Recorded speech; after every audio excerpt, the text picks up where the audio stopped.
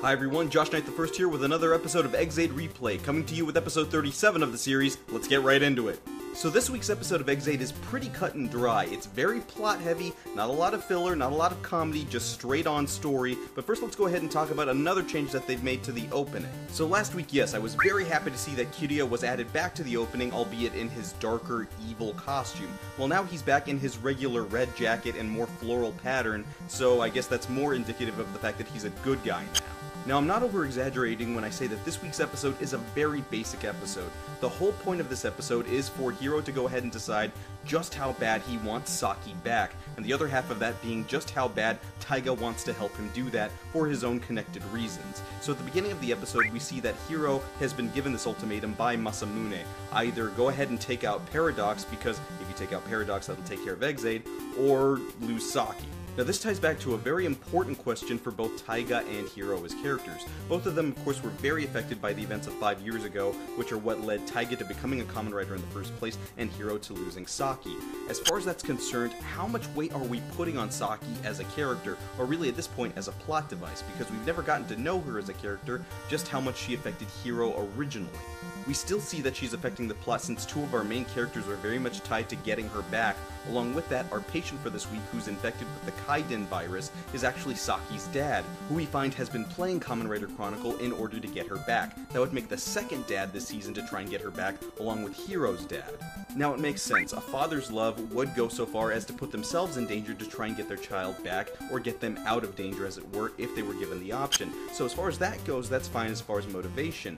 Aside from that though, I see that they're trying to tool around with just how much she means in terms of weight, when we see that once he's actually cured of the virus, he tries to leave a message with Hiro's dad and Emu telling him, you know what, tell Hiro don't have to worry about that anymore, you don't have to carry that burden. Now when you think about it, that makes sense, because if anybody's going to grieve over anybody, yes, Hiro would grieve because, you know, he was her boyfriend, but the loss of a child, that's another level that I don't think Hiro can entirely comprehend. So as such, if her parents have gotten past that, shouldn't Hiro then? Perhaps not. In that first fight between Brave and Paradox and then Exade versus Kaiden, Exade and Kaiden, that fight is done with very quickly. Of course, Emu now has the Hyper Muteki ability, so he does flawless victory, he's fine, that's not even a problem, that's what cured Saki's dad. But as far as Brave is concerned, we of course do have to debut this level 100 power from Tattle Legacy. Now it's pretty easy to see that Hiro's new level 99 form is just a repaint of his level 50 form.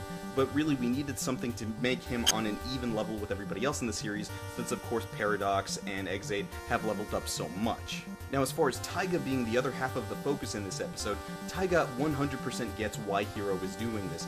The weird thing I find about that is that Hiro keeps giving these puzzling looks, at least his actor in suit when he's fighting as Brave, every time Snipe, or in that case Taiga, bring up the fact that he understands, oh, you're doing this to get your girlfriend back. He looks confused, you know, that sort of stuttering move he does. Now the thing about it is Taiga of course has a lot of weight in this as well, because of the fact, as far as Taiga's characterization goes, this was one of his biggest, if not his biggest defeat of his career. This ties back to the whole reason why he wants to defeat Graphite so much, because it was Graphite's fault that this all began with to begin with. Yes. Now some of us might be wondering, well, if we did see the right Ga shots in the possession of the CR, then this shouldn't be a problem anymore, right? Well, thankfully the series does address that. When we see that Poppy and Kujo pop back into the picture, albeit comedically, they explain to the audience that the data that they have on those Ga shots has been encrypted, therefore they can't get to it. Now I figured from last week that it wasn't going to be that easy for the CR to go ahead and retrieve everybody who had been subjected to game over. The fact of the matter is the Master Ga shot that is in Masamune's possession is the key to getting everybody free from game over. This leads to our only other fight in this episode, where we have Exade, Poppy, and Laser take on Cronos directly.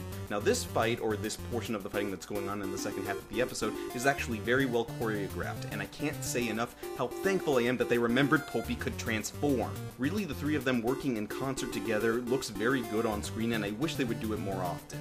Now over on the other side of town, we have Brave versus Paradox and Snipe versus Graphite. Now, as far as this fight goes, the choreography is okay. Really, the one shining piece of choreography is in Graphite. Whoever his suit actor is really delivering the motivation for his character, and that he wants to defeat Snipe at any cost.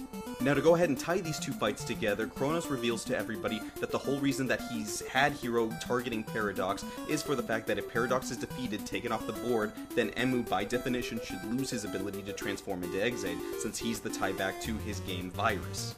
Now, you have to think of this from a story standpoint. This makes sense when you realize you've just given your main character an invincible power.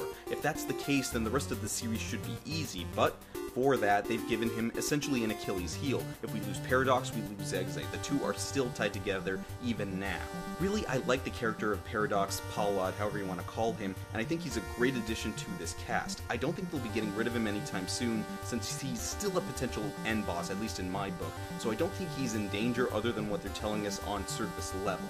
Now, for Brave's portion of the fight, that ends in a draw, but really the most dramatic portion of the episode is in the fact that Snipe decides to continue to fight Graphite out of suit, still trying to make amends for what he did or didn't do 5 years ago. This, of course, results in Taiga being very gravely injured and left on the battlefield for dead. Now, one would think, oh, this might be it, we might see Taiga's actor getting his flowers. Not so much, because he's doing something here which you would almost call reverse red flagging. Red flagging, of course, being when a character starts saying things like, oh, before we go out into this battle, I just want to tell you all how happy I'm going to live my life after this. I'm one day from retirement. You know, that's red flagging, because when a character starts saying that, it's pretty clear they're gonna die. Well, in this case, Taiga's kind of doing the opposite of that. He's pretty convinced he's going to die, so he starts saying things like, oh, I can already diagnose myself, I'm so stupid, I'm sorry, Saibaniko, I can't take care of you. No, he's probably gonna be fine. But he's not exactly out of the woods.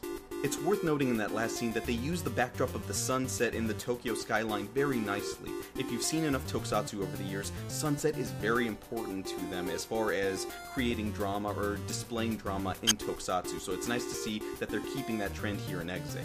But the bigger stakes will come in next week's episode when we see that it is necessary for Taiga to have a life-saving operation, and of course the only person who can do it is Hiro, but this comes at a cost. He's told by Masamune, if you decide to save him, I will totally wipe out Saki's data. So what are you gonna do? What's he gonna do? Who knows, we'll have to find out next week.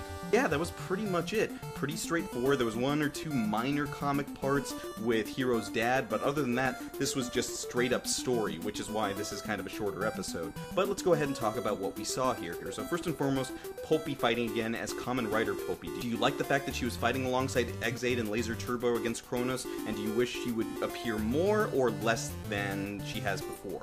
Secondly, Kuroto Dan. He kind of took the week off this week. He had one scene in the middle of the episode, and then that's it. He had no fighting. Do you wish he was in this episode more, or do you wish he showed up as Meme Lord as usual? And lastly, the most important thing for this episode, and really for this portion of the series, Saki. If you were in Hiro's shoes, would you go ahead and try to save her data, or would you try and get past it and go ahead and fight alongside the CR? You tell me in the comments below. And of course, during the week, you can always talk to me over on social media. On Twitter, I'm at JoshKnight1st. This has been episode 37 of Exade Replay for episode 37 of the series, Resolution of the White Knight. I'm Josh Knight the First. I'll see you guys again next week.